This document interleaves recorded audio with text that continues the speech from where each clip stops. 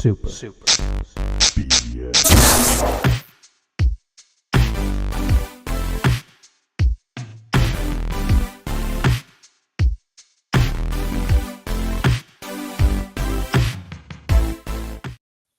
What's up, everyone? Welcome to another episode of the Super BS Gamescast. Today, it is just a duo here. We're missing that lovable baby boy Brank, who is doing big boy things tonight, working that 9 to 5, and leaving just me and my good friend Gerald here. Gerald, how you doing, man? Doing okay, man. Ready to talk some video games and some video game-based shows, both of which have earned a lot of conversation, a little bit of controversy here or there, varying opinions, and in one case, a WTF on a classic icon, which we'll discuss on the show as well. Ooh, digging into that controversy already. Mm-hmm. Hey, let me ask you a question. Has there ever been a successful Starship Troopers video game? Yeah.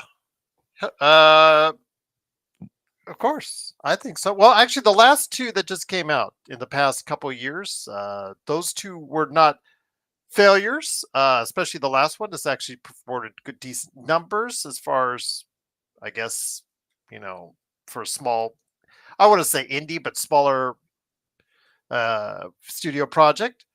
But yeah, the best by far Starship Troopers game is, of course, the game that came out earlier this year, Josh, which is heavily based and influenced off of Starship Troopers. Can you name that game? I know they just put out a trailer for Extermination, but Which has done okay. Which has done okay. I'm getting my list out here. Okay, well, I'm surprised that you haven't guessed it. Okay.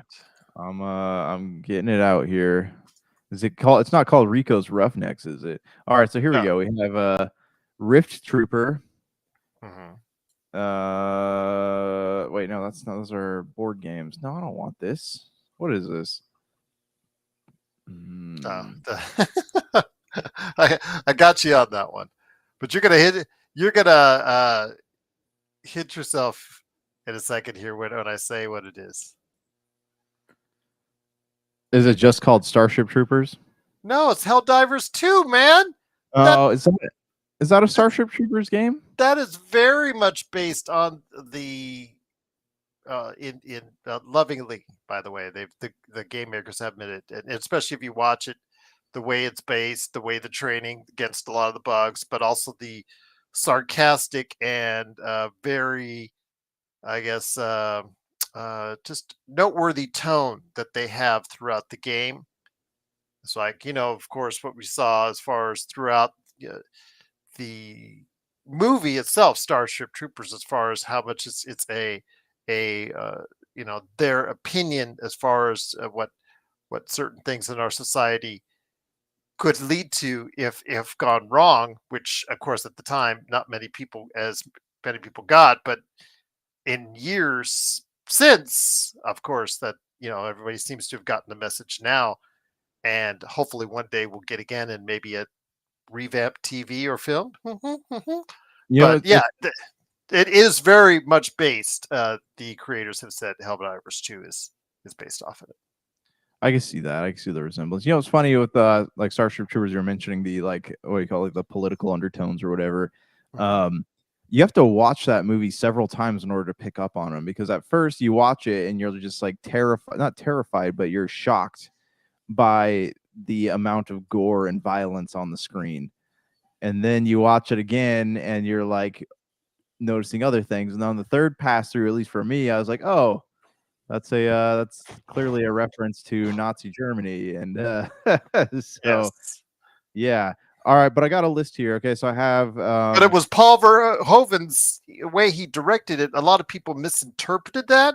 Yeah. Saying he was in favor of it, but no. Well, actually, he has stated specifically that it was the exact opposite because of what he experienced as a youth himself. Yeah. Well, I mean, Empire Strikes Back's the same thing, though. I mean, I'm pretty sure that movie is loosely based on is that World War II or Vietnam, one of the two. So I'm not, Mhm. I'm not 100% sure. But all right. So I got a list here. We have First to Fight Starship Troopers, and that came out in 2007. Starship Troopers, the game, came out in 2005. The last one to come out was October 17th. It's called Starship Troopers Continuum, and that's on PlayStation. There's Starship Troopers Extermination that came out 2024, or sorry, October 11th. So there's been two games this year that have come out. There's Continuum and Extermination, Mhm. and They're both yeah, okay. They're not okay. they're not embarrassing. I was You just just can't.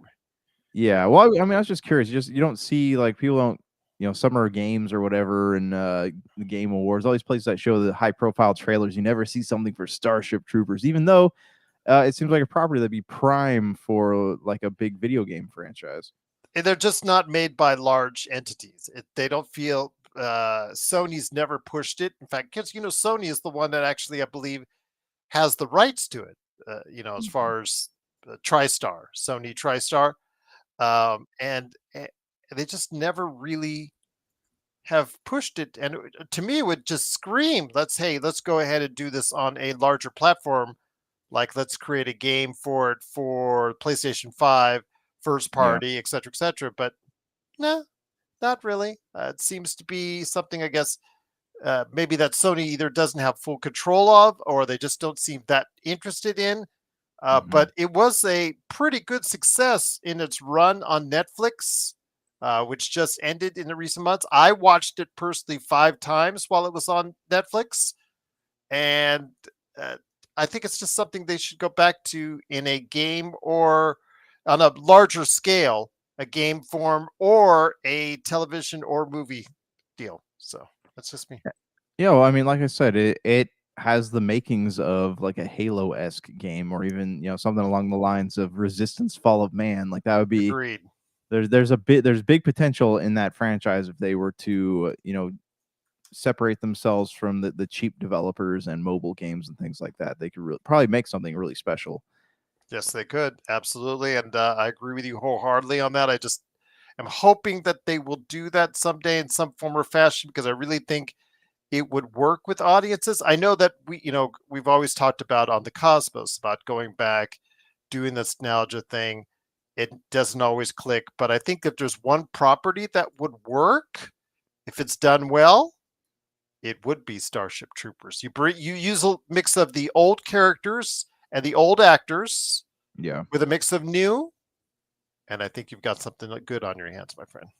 With a Yeah. new threat from whether it's Zendathu or Clendathu, excuse me, or another planet with another enemy on the run. So, Yeah.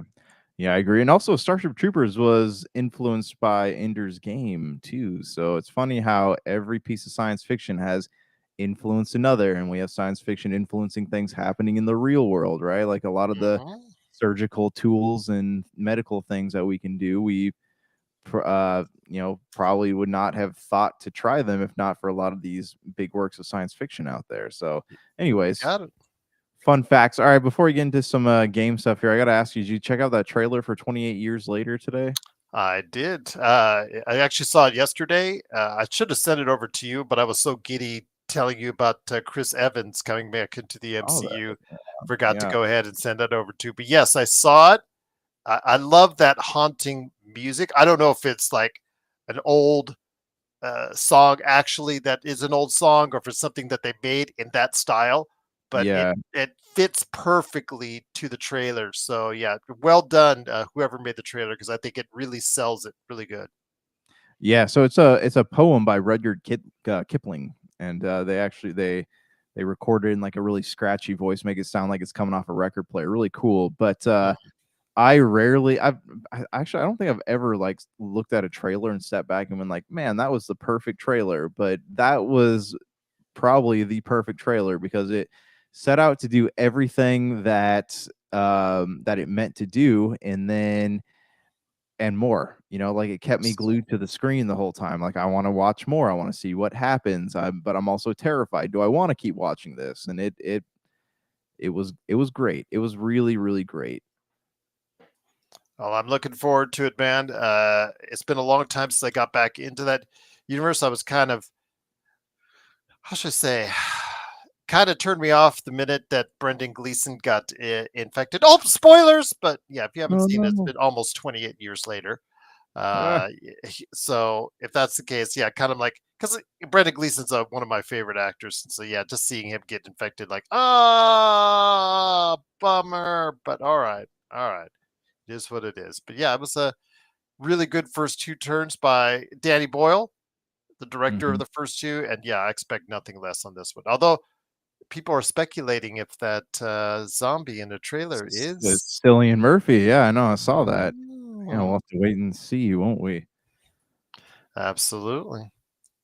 All right, so let's go to you first. You've been viewing some things on Amazon here that we've been talking about a little bit over the course of the past few weeks, but you're the only one of the three of us that's actually sat down and watched it. So tell us a little bit about you know what.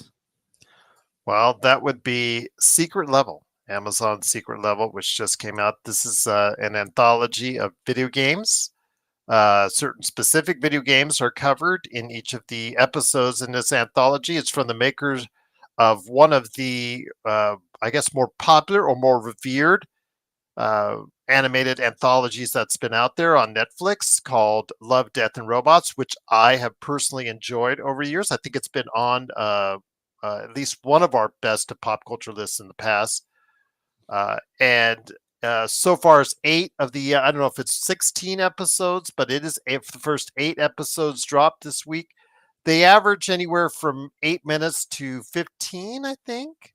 So, I mean, for me, It's about what I I expected them to be, though. yeah, and I'll just say this: I know the Metacritic and the reviews have been really harsh on this series, and I know it's not going to hit a home run like Love, Death, and Robots, especially that first season of Love, Death, and Robots is going to hit. But I think when it comes right down to it, so far most have been entertaining, although they get a little bit of samey. A lot of the, and maybe it's because of bad fact it's based off video games, they base themselves in a universe where there's a lot of gunplay, whether it's laser guns, whether it's regular guns, what have you. It's a lot of based off of warring factions and things of that nature. I think if I would have told the guys at Secret Level to do one thing differently, is like choose a wider variety of video games to be represented. Yeah. I think that's probably the first thing I would say. And I guess if that's the case, you can take it for what it's worth. Some hit more than others, and then there's one episode that I really think you need to go, what was going on here? Because it was really a misfire. But Yeah. there were a couple that are pretty good and actually worth watching. And I notified Melinda because her husband, Robbie Ross, is a huge, huge Henry Cavill like Warhammer 40K fan, and they have a Warhammer 40K episode that is one of the best in the lot. Okay, yeah, I was curious about that because that was the one that everyone's talking about originally. So I have some thoughts on this. Like I That and the Crossfire episode are the two Crossfire. ones I read. Okay. But those, because those two are the most simplistic in nature, those are the ones that really don't have to have much plot explanation. It's given to you within the first minute or so that you find out what's going on, and so they keep it simple. Those two, and when you're having something that's only 10 to 15 minutes long, it's best to keep it simple. There are some episodes where they needed more than just 15 minutes to tell their entire story. Yeah, so that's where I was kind of, on the fence about this show, and it's the fact that what are we going to get beyond like a giant cinematic, like a cutscene in one of the games itself? Like what in 20 minutes, what kind of story can you tell? Because it takes video games anywhere from 8 to 60 plus hours to tell the story that they're trying to tell. So what exactly can they accomplish within 20 minutes? And on the other side of that, though, like critics who are kind of panning this show, what were they expecting? And what do they're you also calling them glorified commercials of these games, and I'm but like, again, what are you expecting it to be? yeah, I hear you. Like, are you I hear expecting to you. have 20 minutes to tell this like really in-depth tale that captures your emotions and your imagination and just takes you off on in this adventure? It doesn't work like that. Most of the cutscenes in the video games these things are from are anywhere from 5 to 20 minutes in themselves. So what what are they expecting? Like, I just figured that this would be a cool way to showcase like what this company can do. I think the visuals for the most part are pretty good. Sometimes they're really great. Sometimes they're okay, but sometimes they really, really do well and really are interesting to see. Um, but there are some misses. The biggest one, shall I tell about it now? Or Sure, go for it. it is Pac-Man. I don't know Okay. their interpretation of Pac-Man. Uh, yeah, it's in a very loose interpretation of Pac-Man in a neo-apocalyptic world. Yeah, it was very, very head scratching to say the least.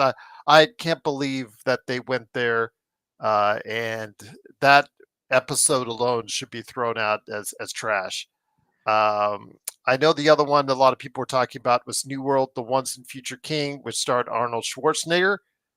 Okay. I think with that one, they needed to tell out that needed another 10 to 15 minutes to tell a entire story. It feels like it gets cut off halfway through. The animation doesn't always catch up to what Arnold Schwarzenegger is talking, and his voice acting isn't the greatest. Well, his acting was never really the greatest, but what can you say there?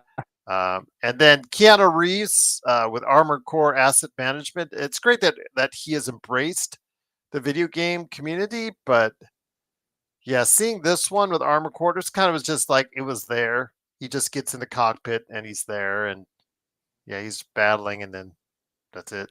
So I I feel like a lot of people are just excited to see these properties that they love though in a different medium outside of like agreed. a video game. So I don't know, I'm on the fence, man. I'm gonna watch it still when I want to get a chance to do that. But And then the I just purest thing is, why would you start a video game centric anthology with Dungeons and Dragons? yeah. Yeah. Yeah, that doesn't make sense either. Especially like Dungeons and Dragons has had plenty of things out in the past couple of years that just seemed Yes. unnecessary. Hmm. Okay. All right. So secret level, where do you give it on a scale of 1 to 10? I'd probably say right now 6. I haven't seen the rest of the episodes yet, but what I have seen so Yeah. far, again, sometimes it really hits and it's good. Like I mentioned, the Crossfire episode, the Warhammer 40K episode, but it gets a little too samey. Yeah. And again, the Pac-Man episode is absolutely horrible. But you take out that, I give it around a 6. Close. It's close to the IGN 5 because of that Pac-Man. But if you take out that Pac-Man, it gets a little bit higher score for me. So you might want to skip over the Pac-Man. I'll just say All that. right. All right. All right. Yeah, because I heard that version of Pac-Man was actually loosely inspired by the Pixels Pac-Man. Is why I was reading about that episode. Yeah, we all know how that one did. All right. Okay, so there's this little game that nobody knows about that came out this week that all three of us have had the chance to play. I'm sure Brank will give us his thoughts once he's back, but I have had some time to sit down with it. You have had some time to sit down with it, and the little game is called Indiana Jones and the Golden Circle, right? Golden. Mhm. So I keep wanting to call it the Golden Compass, so that's why I got to Well, double. we were calling it just the other day as far as the Circle of Destiny. I know because So that the Dial of Destiny. I know I kept thinking about that. I'm like, that sounds right, but also doesn't sound right. maybe they Okay. should have after watching the last movie. Yeah. Actually, I like the last movie better than the Kingdom of the Crystal Skull. I think both those two and the second one can be in a nice little corner on the Pretty side. stinky. Yes. Right. Uh, Uh, you know what? I'm sure Steven Spielberg has lived a long and happy life with Cape Capshaw, but yeah.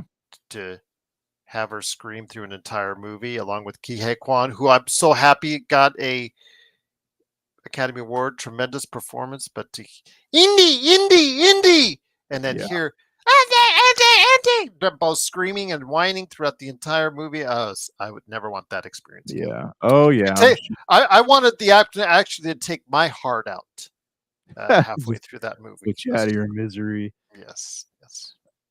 All right. So let's talk about the intro to the game real quick, and then we'll go talk about our thoughts on it. So the game opens up. If you've not played it yet, I'm going to spoil some things. The game opens up with one of the most iconic Indiana Jones scenes ever. The one that everybody remembers, right? The initial Raiders of the Lost Ark. He goes into the tomb. He's getting ready to grab the idol. And the all the stuff happens. As things shoot out of the wall. The giant boulder starts rolling. Do you think that was a good decision to put that in there, or do you think that they were trying to? Do you think that was kind of cheating to use something like that in the beginning of a game? I liked it. I thought it was outside of the box. I think that's something that was surprising to me and a lot of people when I heard that they were going to utilize that as the prologue, as the tutorial. It's a Yeah. tutorial, everyone out there. And having the Alfred Molina character Mm-hmm. in there, I thought was a nice touch, added touch. It's not him voicing it, but still, it's great to have him, his likeness in there and Yeah. going through it. No, do you see the boulder after initially looking at it? After a second, do you look at the boulder? Do you see the boulder? No, you don't see the boulder, but it's a tutorial. It's a tutorial. Yeah. And in doing that, you have to learn how to play a game. It's there to teach you. That's the first thing that segment does. And instead of just doing a random indie adventure, which you could have done and it could have served its purpose, it's nice nod to why they wanted to do it in the first place, because the first and third movies are so good that it makes you want to love and bypass everything that was done in the second, fourth, and fifth movies. They want you to go ahead and tell you why that they love this. It's Machine Games telling you why they love the So Indiana Jones character, why yeah, that they wanted to do this game. it's a love letter for sure. That opening Mhm. scene is absolutely a love letter to the franchise and to the fans. And I mean, I'm with you. I think it was a good move on their part. And then, I would have loved to have the part with the boulder, been able to like fully run through the thing. But then he trips and he goes off into the dream world or whatever and wakes up. He hears the voice of Miriam in his head, and you hear different clips from Raiders of the Lost Ark in there. And so that was, that was it was a nice touch. It was a nice touch, a nice opening. And Indy obviously wakes up at his desk, right? And he's going through the museum. We see the giants. I'm assuming he's Egyptian because he's looking at the mummified cat. I don't know. I'm about I think this takes place after Raiders, but before Temple of Doom, if I'm not mistaken. Is that correct? yeah, yeah. I think Okay. that's where it's at on the timeline. But yeah, you go do the break in happens at the museum, and you see the big giants guy Rest in talking to peace, the Tony Todd. yep, and you see him talking to the sarcophaguses and the glass case. Okay, so what are your initial thoughts on the game? My initial thoughts, because I'm just a couple hours into the game, but I'm having a blast. It's so fun. Outside of some small quibbles, like if you're too slow to investigate things, there's audio loops, like they'll repeat the same things to Mm, you if you're too slow because they're anticipating you going through a little faster. yeah. Other than that, it's been a fantastic ride, and I'm having fun. And the idea, and that's something we get so much into. We get so okay. How are the mechanics? How is the gameplay? How is this? How is that? How's the inventory system? How is the graphics? How is this? How is that? How's the sound? How the all these other variables? But at the end of the day, is the game fun? Is the game that you're playing fun? Are you doing it because you want to? Or are you doing it because you have to? And Indiana Jones and the Great Circle is a game I want to play and want to keep going back to. It is a hell of a lot of fun. Yes, yeah. So I'm in the same boat as you. I have been in Okay. Okay. the the fighting, the fists. Mhm. Okay. Yet, Okay. um, when they're talking about the first time I actually got to use it, to its potential was when you land from the plane and you show up in Vatican City and you're walking around the yard and you see the security guard comes up to you. It's not security guard or fascist or whatever he is, and he attacks you. Anytime you could beat up a Nazi, it's a fun game to me, and I'll just leave it at that. Yes, yes. So, but I think it was the parry system that threw me off because it was saying because like in like Assassin's Creed and a lot of these other games, you have to block, you have to parry and counter. So I kept Mhm, tapping it and then letting off of it instead of like holding it down because it says hold right bumper down, mhm. but I kept just tapping it because I was expecting him to like push the fist out of the way and then do a quick counter attack, but it didn't work like that. So I kept dying and I was like, "What? This game shouldn't be this difficult." But it was just because I was playing around with a mechanic I'd never used before, and then as I got used to the fighting and realized you have to hold RB down, got a little bit easier. I do one thing I will praise for the game too is that the puzzles, right? The puzzles don't hold your hand.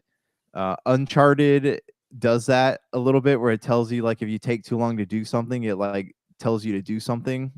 But Indiana Jones, you're kind of left to figure it out. Like if you put something for example, in the museum when you're putting stuff back into the case, like it tells you when you put it in there if that's right or wrong, but it doesn't tell you like when you pick it up, it doesn't say, "Oh, this might go over in the blah blah blah exhibit." You have to kind of like play around with it and figure it out yourself. So I am enjoying how the puzzles don't tell you what to do or really try to nudge you in the right direction, but they're still not overly complicated. No, no, and again, the way this has been structured, Machine Games needs to be praised heavily. This is one of the best games of the year. It is criminal that it's not going to be part of the VGAs. That again seems kind of moronic that the 2024 Video Games of the Year does include one of the best video games of the year. So we'll just leave it at that. Where is it on my list? I'll explain that when we do our best of on the show and on the Cosmos. So we'll go ahead and leave it for that. But um, I will say that again, I had a great time. One thing I would say is, the gunplay. I don't mind the Resident Evil limited bullets thing.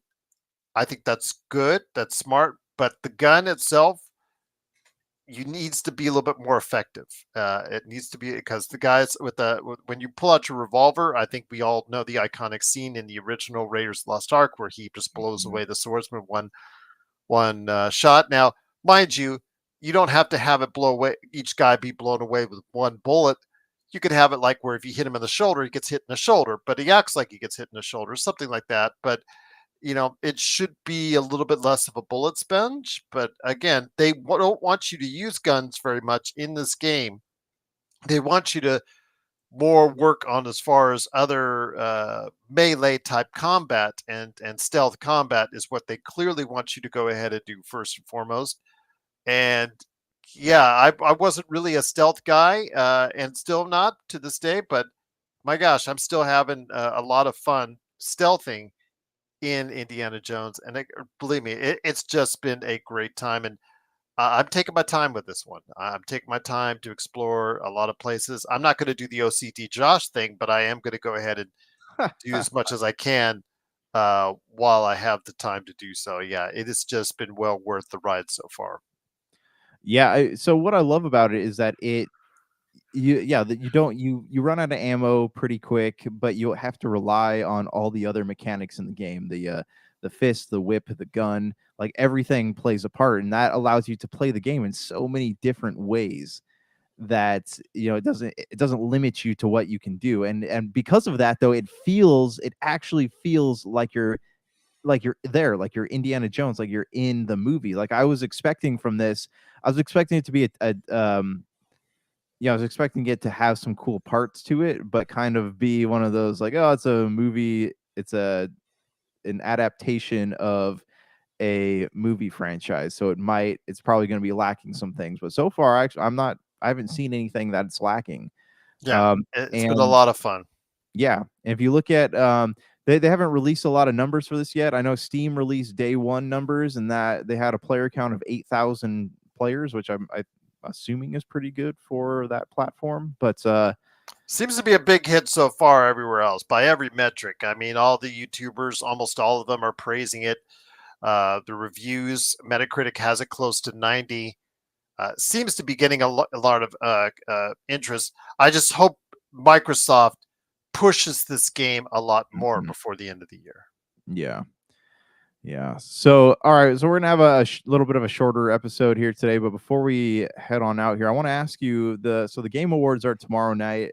Mhm. Usually during the Game Awards, they show some pretty cool trailers or some world premieres. I think last year's was a slightly disappointing, but what do you have anything you're hoping to see tomorrow night? More Mass Effect, baby, and a new Uncharted. I'm so A easy to new please. Uncharted. Yeah. So okay. So Naughty Dog is working on something right now. It's Mhm.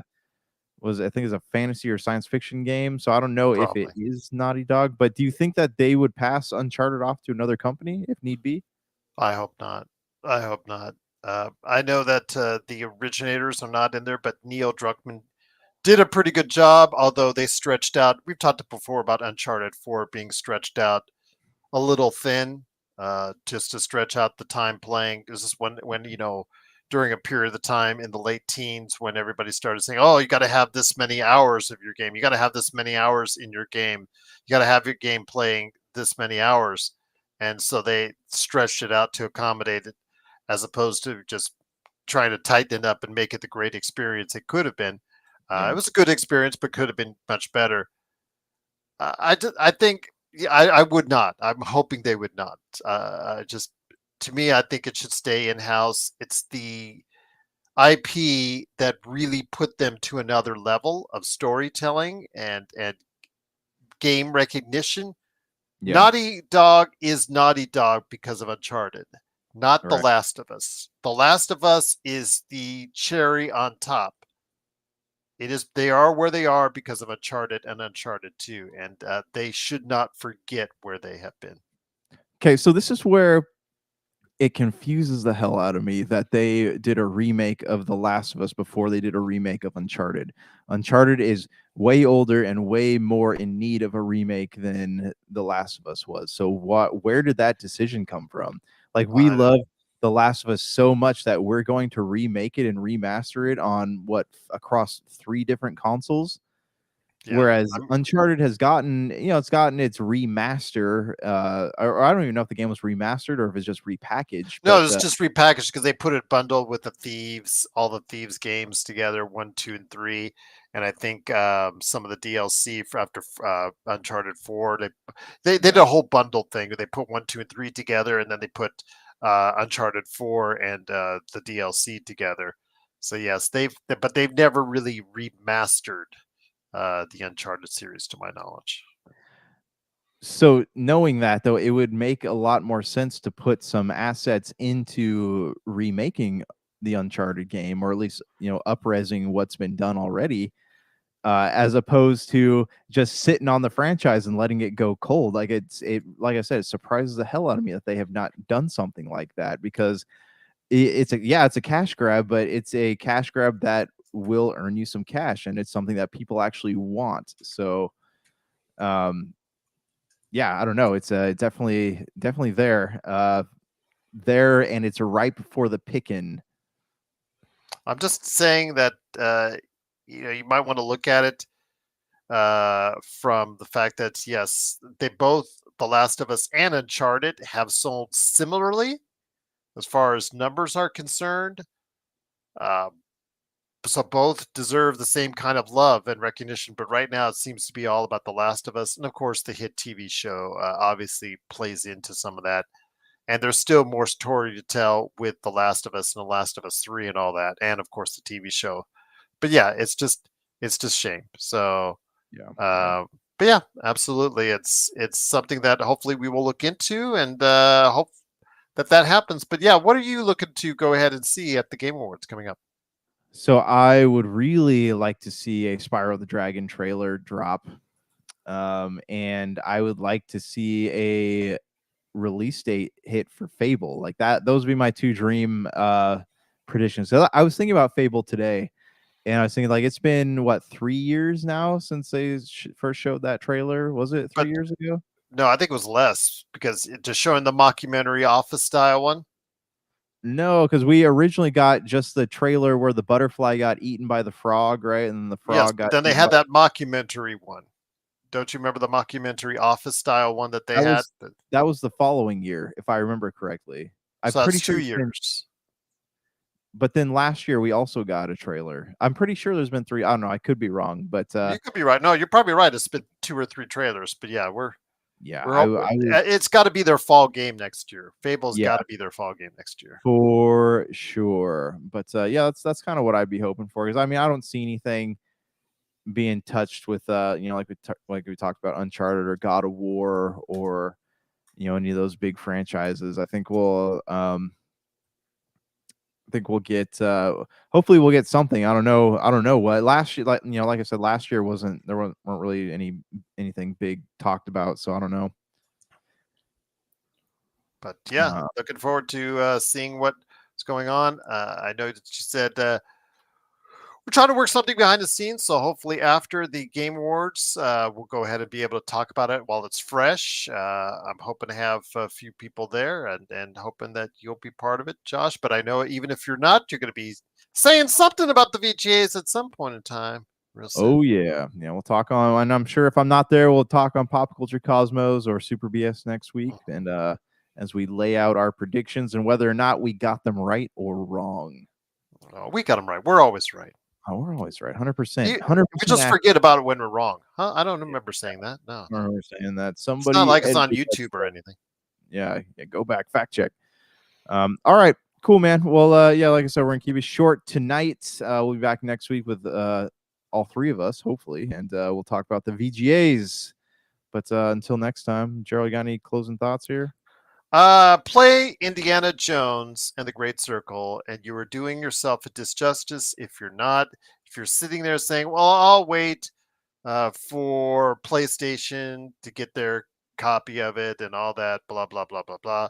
Buy an Xbox, get it on Game Pass, do any way you can, play it now. It's a lot of fun. Ending your year on a fun note with Indiana Jones: The Great Circle is the best thing you can do right now. Yeah, if you're on the fence, get off the fence and get on Indiana Jones. You will Agreed. not regret it. Absolutely. Absolutely. Oh, by the way, though, for you PlayStation owners, free Astrobot DLC, I think, is around the corner too. Yeah, I saw that. I saw that drop. Actually, I also downloaded Infinity Nikki because I was like, somebody's got to check that game out. And I went to play it last night, and it took me 20 minutes to load into that game. It's because my internet's so bad. It's one of those games, where you got the like Genshin Impact. When it loaded, it had to load like all the assets and the servers and the levels and all that stuff. So by the time the game finally loaded, I was like, I don't really want to play this anymore, and I ended up switching back over to Visions of Mana. So I'll There play you it go. sometime. But all right, until next time, guys, we'll talk to you later. Peace.